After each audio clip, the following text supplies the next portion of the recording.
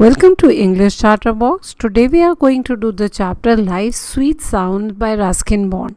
In this chapter he mentions a lot of sounds and how do they affect him, what effect do they have. And he begins off with the sound of the rain, which has a drumming pattern. It falls with a pitter patter on the tin roof, and this sound has a soothing effect on him. It makes him lie awake, and at the same time, it's not disturbing him if he wanted to sleep off also. He feels that he is untouched by rain and still in contact with it. Like there is no physical contact, then also he's in touch with it because of the sound.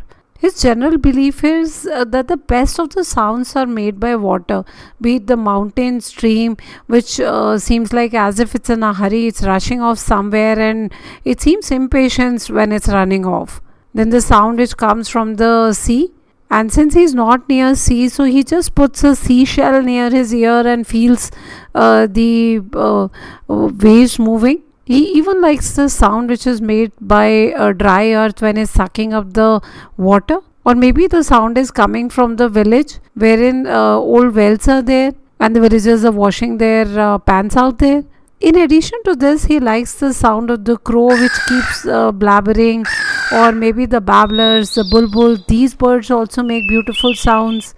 He likes the sound which comes from the tonga bells. Even the school bells seem to have a good effect, a relaxing effect on him. Then the bells which can be heard in temple, or the bells which are strung around a sheep. He doesn't ignore those softer sounds like the falling of a petal. If a petal which is falling from a smaller flower, then it won't make such a huge noise.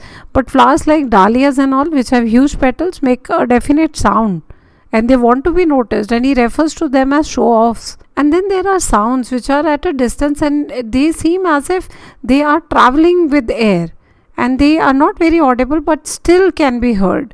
Then the croaking of the frog also is one fascinating sound for him.